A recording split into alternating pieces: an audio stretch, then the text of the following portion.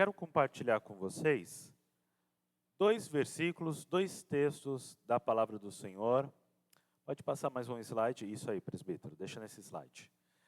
Dois textos então, o primeiro está no primeiro livro do Novo Testamento, Mateus, capítulo 24, lá no finalzinho do Evangelho de Mateus, o primeiro livro do Novo Testamento. Mateus, capítulo 24, versículo 2. É apenas um versículo e eu quero, junto contigo, ler este versículo. Mateus, capítulo 24, versículo 2. Vocês encontraram? Quer mais um tempinho? Tá bom. Vamos lá? Então diz assim a palavra do Senhor: Ele, porém, lhes disse: Não vede tudo isto? Em verdade vos digo que não ficará aqui pedra sobre pedra que não seja derribada. Agora o segundo texto está em João. É o quarto evangelho. Então você vai passar Mateus, Marcos, Lucas, vai chegar em João, no capítulo 2. Agora a gente está indo para o início do evangelho de João, capítulo 2, versículo 19.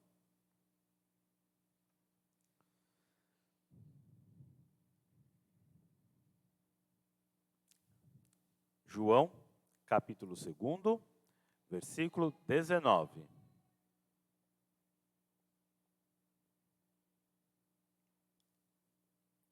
Acharam? Jesus lhe respondeu: Destruirei este santuário e em 3 dias o reconstruirei. Vamos ler todos juntos?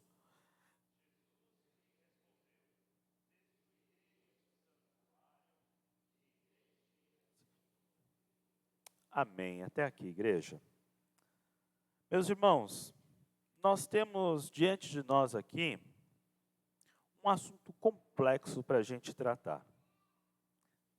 E se é um assunto complexo, tem que ter um texto complexo.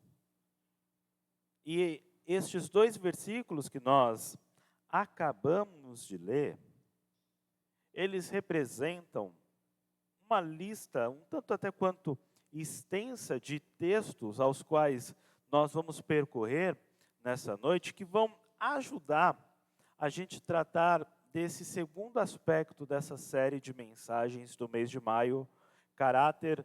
Nosso caráter é a expressão da nossa fé.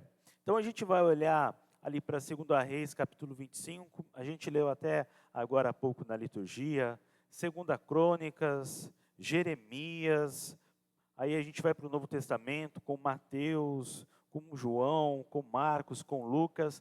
São muitos textos que vão ajudar a compreender que faz parte do nosso caráter anunciar coisas difíceis.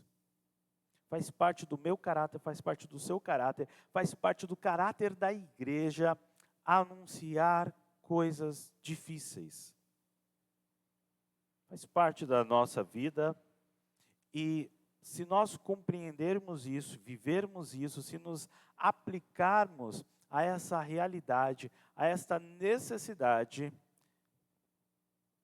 nosso caráter estará de acordo com aquilo que Deus quer para nós. Então nós vamos primeiro para o Antigo Testamento, depois a gente vai para o Novo Testamento, porque em todos esses textos vão ser apresentados para nós coisas muito relevantes e importantes acerca do templo. Acerca do templo, tá bom? Então olha só, no Antigo Testamento, a gente aprende que as ações do povo, as ações da liderança do povo, levaram Jerusalém a ser tomada. Jerusalém foi tomada e o seu templo foi destruído.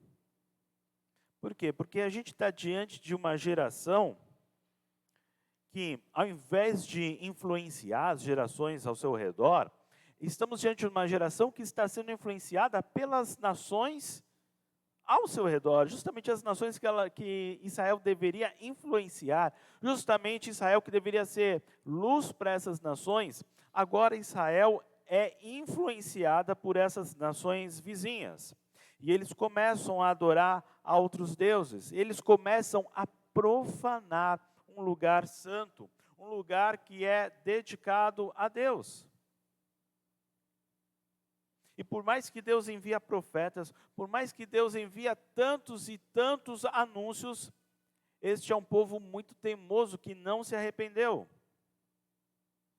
Então, lá em 2 Crônicas, capítulo 36, vai dizer para nós que Deus fez o seguinte: Deus moveu o coração do rei da Babilônia, para que este rei, com seu exército, e era um baita de um exército, era um baita do império, o Império Babilônico. Então Deus movimenta o coração deste rei para ir e tomar Jerusalém.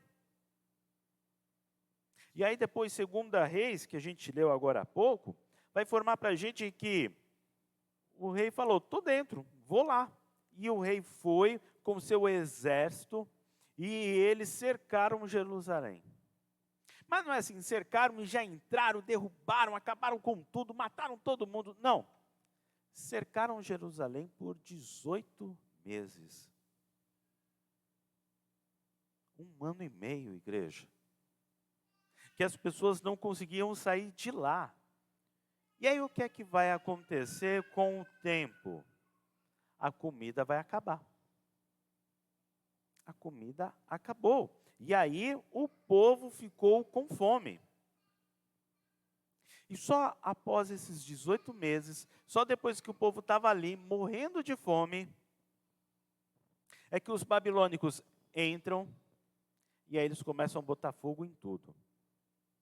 Eles colocaram fogo no templo, no palácio do rei. As pessoas mais importantes, o texto não deixa muito claro para nós como é que eles localizaram essas pessoas tão importantes. Mas eles foram nas casas das pessoas mais importantes ali e também colocaram fogo. E por fim, eles derrubam as muralhas. Conclusão? Jerusalém está destruída. As pessoas foram levadas presas. Seu líder foi deixado cego e seus filhos foram mortos na sua frente. Nós estamos aqui de uma tragédia.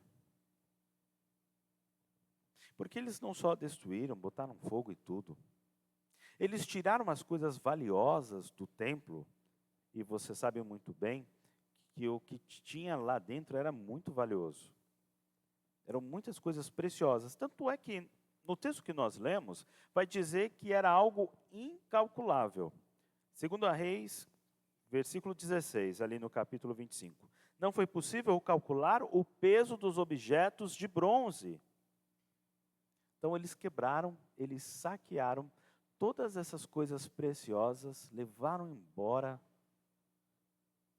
o que era de mais precioso para o povo. E aí, dentro de todo esse contexto aqui, nós temos o primeiro de 2 personagens bíblicos que eu quero destacar com vocês. Personagens que tiveram que anunciar coisas difíceis.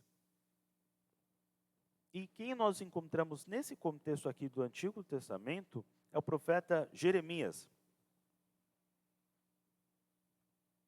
No capítulo 7, lá de Jeremias, Jeremias recebeu uma dura missão.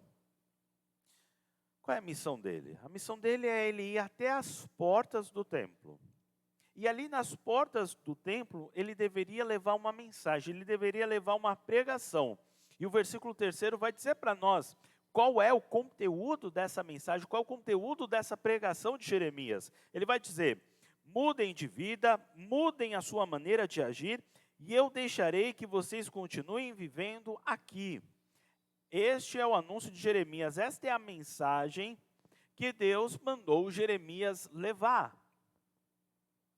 Olha, mudem a vida de vocês, mudem o comportamento de vocês, mudem a mentalidade, mudem as suas relações, mudem as suas práticas. Mudem tudo isso. E se vocês tomarem essas atitudes, eu vou deixar vocês continuarem morando aqui. Porque é o seguinte, gente, aquela terra e essa terra onde nós moramos não pertencem a nós.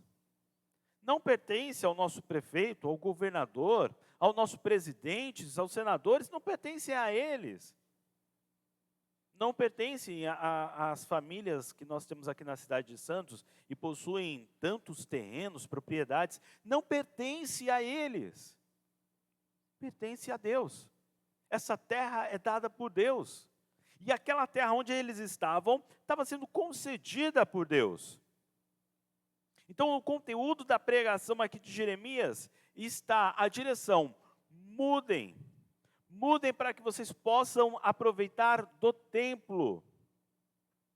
Ou seja, mudem para que vocês possam aproveitar da presença de Deus. Mudem para que vocês possam viver a sua relação com Deus. Se você continuar lendo ali o capítulo 7, você vai ver que Jeremias vai pregando ali, vai trazendo uma pregação dura. A pregação ali no capítulo 7 é dura deste homem. E ele está pregando contra as práticas horríveis dessas pessoas. Pessoas que frequentavam o templo. Pessoas que frequentavam o templo e adoravam a outros deuses. Pessoas que estavam ali no meio da população e praticando algo reprovável. Ou seja, quando nós olhamos para o caráter dessas pessoas, o caráter delas está totalmente perdido. Porque, olha só, eu listei aqui pelo menos seis ações, 6 atitudes horrorosas dessas pessoas que a gente encontra somente aqui neste capítulo. Então, olha só: engano, exploração, assassinato, adoração a outros deuses, traição e encobrimento de mentiras. Não é apenas a mentira em si, mas é encobrir uma mentira. Olha quantas atitudes, gente. É uma população totalmente perdida, é um povo perdido. É um povo que se perdeu de Deus, é um povo que não consegue adorar a Deus. Com um caráter totalmente destruído. E é por isso que quando a gente chega no versículo 15, a gente encontra a tragédia anunciada.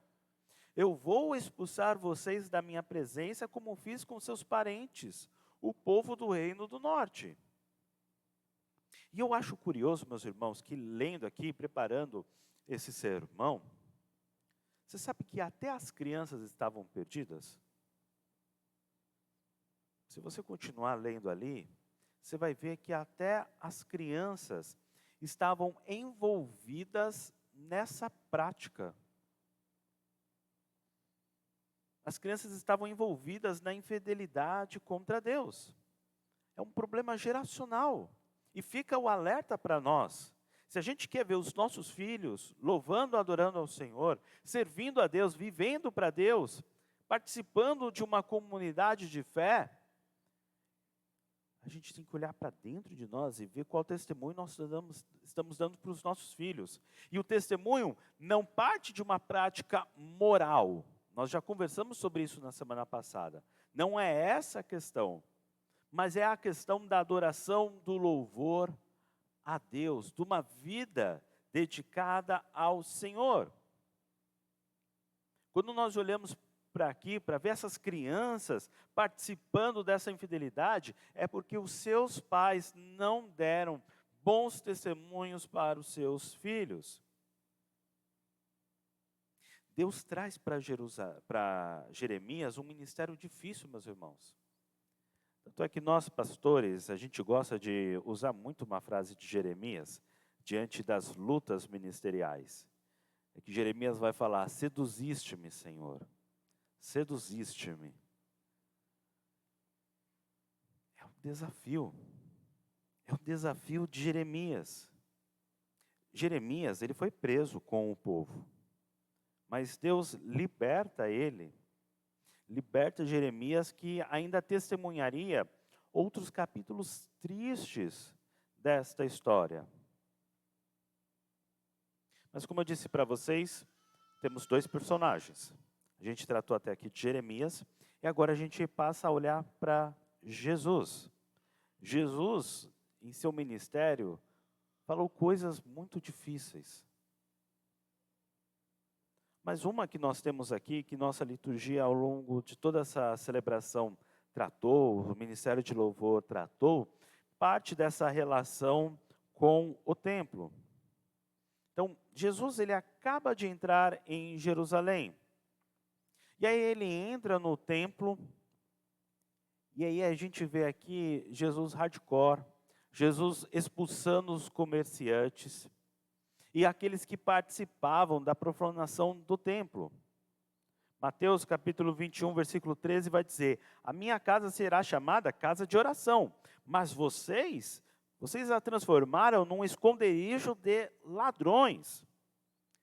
Gente, era um baita de um comércio. Diante do estudo aqui, que eu consegui constatar, é que era praticamente uma feira. Olha a laranja, olha a banana, a moça bonita não paga, mas também não leva. Sabe, tava um absurdo. Estava um absurdo. Estava rolando qualquer coisa ali, menos adoração a Deus. E Jesus vê aquilo e ele manda ver. Jesus pega o chicote ali. E ele dá uma lição, dá um basta ali, para que, limpando, jogando aquela gente para fora, desculpem, todo aquele pecado, todas aquelas coisas que não condizem a uma adoração a Deus, pudesse começar de fato a pregação, pudessem os milagres acontecer. E diante dos atos de Jesus, os fariseus ficam furiosos. Eles já estavam nervosos, eles já estavam por aqui com Jesus, mas quando Jesus acaba com aquela corrupção ali dentro do templo, aí foi demais para eles. Porque certamente, meus irmãos, a gente pode compreender aqui que os fariseus ganhavam alguma coisa por fora. Alguma coisa por fora, os fariseus ganhavam com todo aquele comércio acontecendo ali dentro do templo. Então, olha, pensa, os fariseus aqui estão loucos da vida. E até fazendo um paralelo na parte das crianças, nós olhamos agora há pouco, as crianças fazendo o quê? Participando da adoração a outros deuses, certo? Bem, agora aqui no contexto de Jesus, nós temos novamente as crianças. Só que agora as crianças estão cantando Hosana, bendito que vem em nome do Senhor. Agora, as crianças estão cantando sobre Jesus, sobre a entrada de Jesus em Jerusalém. E isso enfurece mais ainda os doutores da lei. Porque eles não estão interessados nisso, eles não estão interessados em Jesus, eles não estão interessados na adoração, no serviço que deveria acontecer no templo. E Jesus vem com uma palavra dura para eles. Precisa estar em nós, igreja, no nosso coração, formando o nosso caráter, a coragem de dizer coisas difíceis. A gente foge do que é difícil, a gente foge do que é problema. A gente deixa os pepinos para a última hora. A gente vai tentando resolver aqui, vai deixando os pepinos de lá, fazendo de conta que eu não estou vendo que eles estão ali.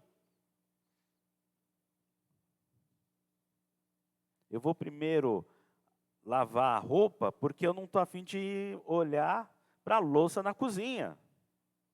Eu vou guardar umas roupas lá no meu quarto, porque eu não estou a fim de olhar ali para o meu escritório e ver a bagunça que está lá.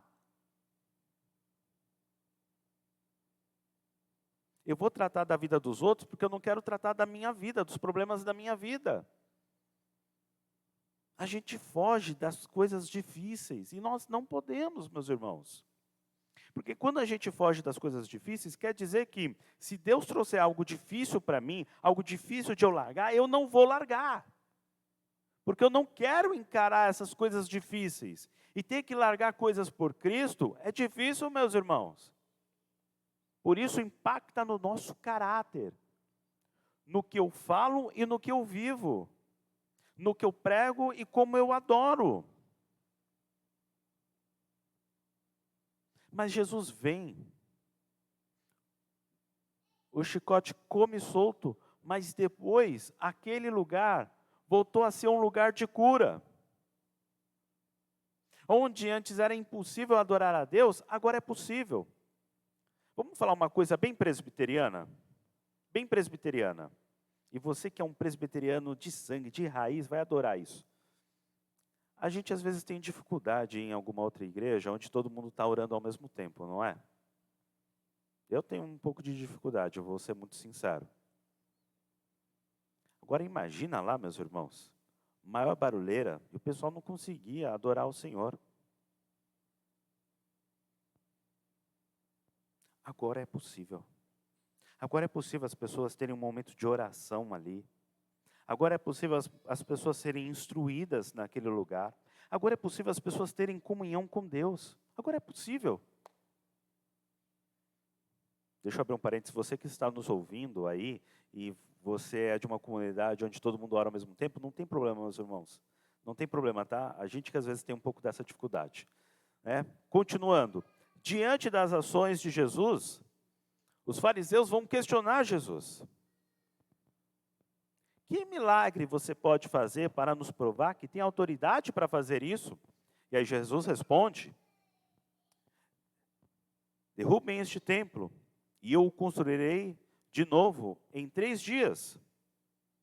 Para os fariseus isso é uma loucura. E vamos combinar, para nós também é. Quanto tempo será que demorou para construir a nossa igreja, meus irmãos? Deve ter levado tempo, né? Já pensou? Tentar destruir este templo e construir ele em 3 dias?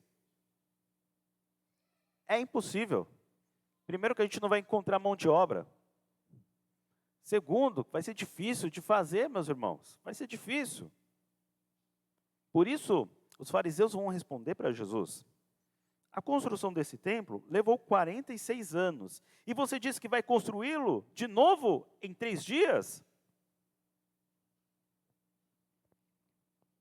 Mas a grande questão é que Jesus não está falando de algo, de um templo físico, mas ele está falando dele mesmo. Então o que a gente precisa compreender aqui? Primeiro, que Jesus é o novo templo. Jesus é o novo templo. Jesus é questionado sobre a sua autoridade. E ele dá uma resposta curta e grossa, direta, convicto. Destruirei este templo, em 3 dias levantarei ele de novo. E esse levantar é o levantar do seu próprio corpo. O corpo que é o verdadeiro templo, onde Deus habita plenamente. E é esta a construção. Com a morte, com a ressurreição de Jesus, ele vai substituir esse templo físico. Não vai ser necessário o templo físico. Porque ele inaugura uma nova era, uma nova ordem, uma nova forma de adoração. E ele vai dizer, João 4:23, que é em espírito e em verdade. Em espírito e em verdade. Uma nova forma de adoração, onde pode ser feita em qualquer local, não precisa de uma estrutura física. Não precisa. Aquele templo é um símbolo de algo temporário. O nosso templo, o nosso lugar aqui onde a gente se reúne, é um símbolo de um local temporário. Porque o corpo de Jesus, segundo Carson, é o verdadeiro lugar onde o Pai vai se manifestar. E é nesse corpo que ocorre o sacrifício definitivo. É nesse corpo que vai passar pela ressurreição. É isso que confirma a autoridade do Senhor, aquilo que Ele vai fazer pós a sua crucificação, pós a sua morte, retorna aqui para João capítulo 2 e revela para nós a verdadeira adoração, que está centrada em Jesus.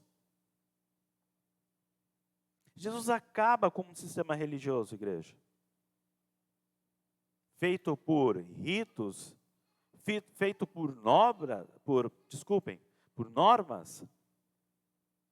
normas as quais nós estamos tentando colocar debaixo da garganta das pessoas. E o Senhor veio para nos libertar. Ele veio para trazer uma comunhão real com o Senhor. Ele quer que você tenha essa comunhão real com Ele. Isso vai fazer parte do seu caráter, do meu caráter, do caráter da igreja de Cristo. O que nós temos, igreja, é um santuário espiritual. É um corpo que é chamado de igreja, é um lugar de habitação do Senhor. Por meio do seu Espírito Santo, nós temos essa dinâmica de louvor, de adoração, de serviço. E isso faz parte de quem nós somos. Isso faz parte da nossa identidade. Isso faz parte daquilo que Cristo anuncia para nós como algo que nós devemos viver. Você vai ali para o finalzinho do capítulo 23 e pega o início do capítulo 24 de Mateus, e você vai continuar ali vendo Jesus tratando dessas dinâmicas acerca do templo. Então, você vê Jesus chorando e lamentando por Jerusalém, porque toda aquela situação parte o coração do Senhor. Jesus fica inconformado com aquilo. E Deus também está inconformado. Lá no Antigo Testamento, Deus está inconformado. A vontade de Deus para aquele tempo, para o Novo Testamento e para hoje, é que Ele encontre pessoas com o coração quebrantado. Pessoas que estão buscando de forma legítima ao Senhor. E o anúncio que nós precisamos fazer para as pessoas, que é um anúncio difícil, é: busque de forma legítima a Deus. Faz parte de um anúncio difícil. Porque as pessoas acham que elas estão louvando e adorando ao Senhor de todo o seu coração, em verdade, mas está faltando lá o Espírito. Está faltando João 4:23. E Deus nos envia para trazer uma mensagem difícil para as pessoas. E diante de toda aquela situação, a palavra de Jesus para aquelas pessoas é: vocês vão ver de novo a destruição desse templo. Daqui a pouco a gente retorna nessa parte. A gente vai para o capítulo 24. Jesus, ele sai do templo, ele sai conversando com seus discípulos, e os discípulos começam a comentar: nossa, Jesus, como o templo é bonito, né? E aí Jesus disse: vocês estão vendo tudo isso? Pois eu afirmo a vocês que isso é verdade. Aqui não ficará uma pedra em cima da outra. Tudo será destruído. Aliás, no capítulo 24, Jesus começa a partir de agora, a partir desse momento, ele vem com uma mensagem dura, falando sobre o tempo de sofrimento que vai vir antes do seu retorno. Versículo 6, não tenham medo quando ouvirem um barulho de batalhas ou notícias de guerra. Tudo isso vai acontecer, mas ainda não será o fim. Ainda não será o fim. E aqui, dentro deste contexto, que nós vamos ouvir sobre 4 coisas: esfriamento espiritual das pessoas, guerras, fome e desastres naturais. Mas em meio a tudo isso, o reino deve ser anunciado. É um dever difícil, meus irmãos. Nós somos que nem Jeremias, seduzidos pelo Senhor e tendo que cumprir uma missão, a missão de anunciar coisas difíceis. A missão de anunciar coisas difíceis.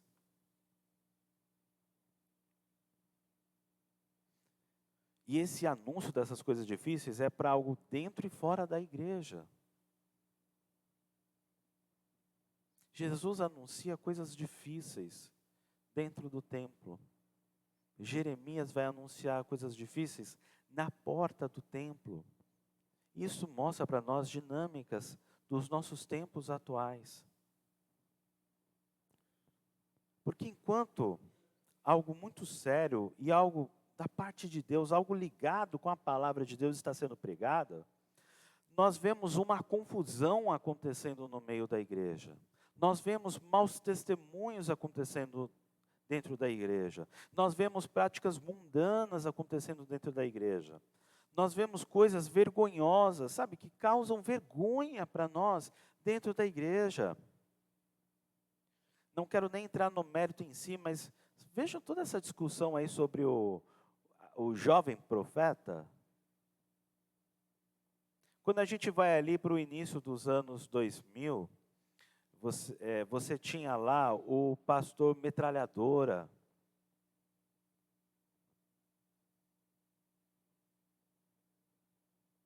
Gente, dentro da igreja.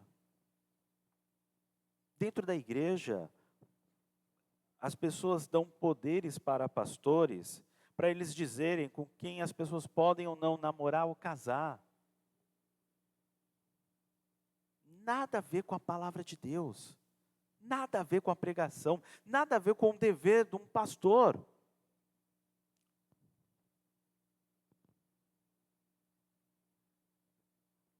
É feira. É barulho. É qualquer coisa acontecendo, menos as coisas que deveriam acontecer dentro do templo.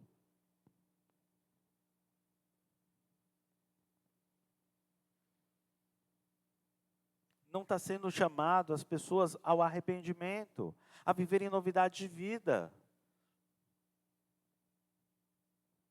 Mas terem, no mínimo, uma palavra que traz paz para o coração, mas que não chama ao juízo de Deus, à justiça de Deus, à novidade de vida. Não ficará aqui pedra sobre pedra. Vai ser derrubado. Jesus aqui ele está tratando de uma destruição iminente de Jerusalém, da segunda vinda dele, da consumação dos templos. Né? Quando a gente tem aqui essa destruição iminente de Jerusalém, como eu falei, depois a gente vai retornar nisso, a gente vai ver, 70 anos depois de Cristo, Jerusalém ser destruída. Destruída.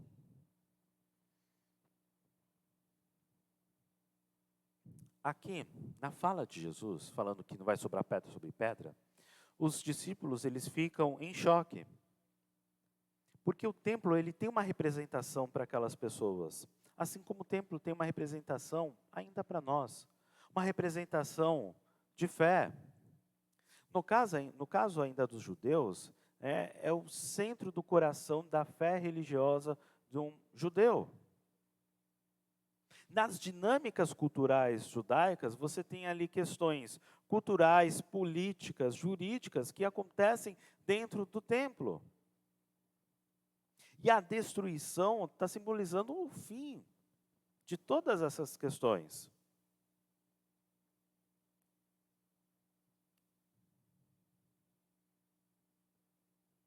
O que a gente precisa ter em mente, então, diante de tudo isso, o que é que a gente precisa trazer para a nossa vida? Como a gente vai pensar isso para as nossas dinâmicas, para o nosso caráter? Uma questão muito importante que a gente pega do Antigo e do Novo Testamento é a profanação do santo. É a profanação de algo que foi preparado com um intuito, com um objetivo e que perde esse objetivo. Eu fui construído, eu fui feito para alguma coisa e eu preciso parar para pensar, será que isso que foi feito com um propósito, ele se perdeu? Porque se perdeu, questões do meu caráter vão precisar ser trabalhadas para que eu pare de profanar um lugar santo, um lugar que é a habitação do Senhor. E nós sabemos que nós somos o templo, o lugar de habitação de Deus. Eu sou casa, lugar de Deus, e Ele habita em mim. Deus preferiu essa carne, essa casa. Ele não preferiu algo que eu possa construir com as minhas mãos. Então eu não posso profanar este corpo. Eu preciso tomar um cuidado com este corpo.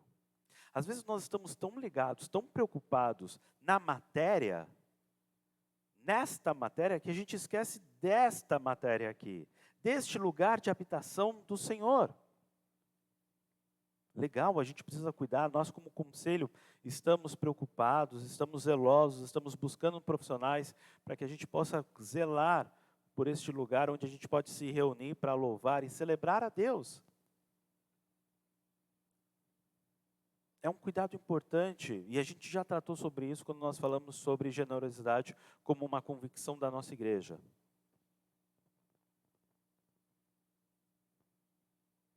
Mas este é o lugar santo. Este é o lugar de habitação do Senhor. E nós precisamos estar atentos a isso. Quero destacar algumas coisas para a gente finalizar, então, a nossa meditação de hoje. Primeiro, anunciar mensagens difíceis faz parte do nosso caráter. Mesmo que lhe falte a voz, mesmo que você fique rouco, mesmo que você não encontre as palavras, não deixe de anunciar as coisas difíceis do reino de Deus. Não deixe de ser fiel à palavra de Deus e à pregação da palavra de Deus. Caso contrário, eu vou profanar aquilo que é santo. Eu vou trazer o pecado e falar que o pecado é benquisto, é bem-vindo na minha vida e na vida para quem é aquele que eu deveria levar a mensagem de salvação. Segundo ponto importante, a assimilação do mundo traz destruição. Olhando para o Antigo Testamento, fica muito claro para nós a destruição. O caminho de destruição que levou à destruição do templo, da cidade, das muralhas. Isso quer dizer que o meu caráter pode ser totalmente destruído. Um caráter que deveria estar alicerçado em Deus, com coisas preciosas de Deus, pode ser saqueado pelo mundo, pelo maligno, pelo inimigo. Coisas preciosas podem ser queimadas e eu posso acabar virando escravo de uma cultura que é totalmente contrária à cultura dos céus. Que é o que aconteceu com o povo.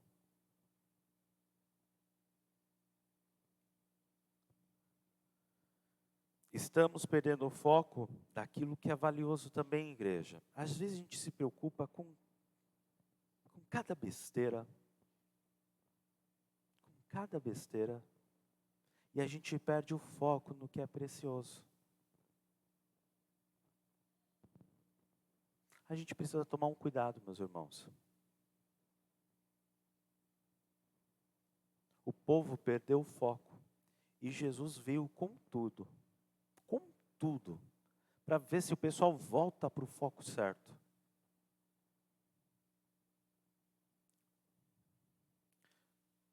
Nós não podemos esquecer, não ficará pedra sobre pedra. E não ficou.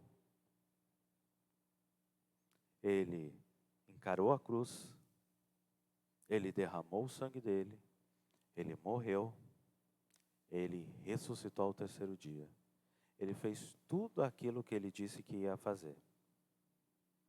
Ele fez tudo aquilo. Quinto, temos que anunciar coisas difíceis porque isso revela quem somos. Isso revela a quem nós pertencemos. E nós pertencemos ao Senhor. E nós vamos precisar.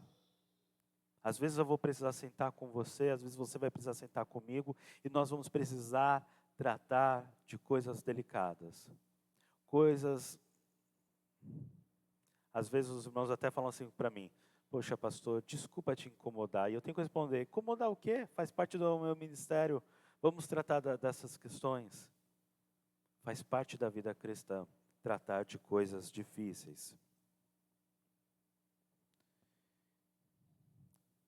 Amada igreja, meus irmãos, meus queridos companheiros em Cristo, que a gente possa, ao final dessa reflexão de hoje, tomar cuidado para que a gente não profane o lugar santo do santo, o lugar de habitação. Que eu e você possamos zelar por essa casa, que eu e você possamos pregar coisas difíceis, num tempo difícil, e testemunhar coisas difíceis. Seja fiel à palavra do Senhor, seja fiel ao propósito do templo que você é, que nós como igreja somos. Em nome de Jesus.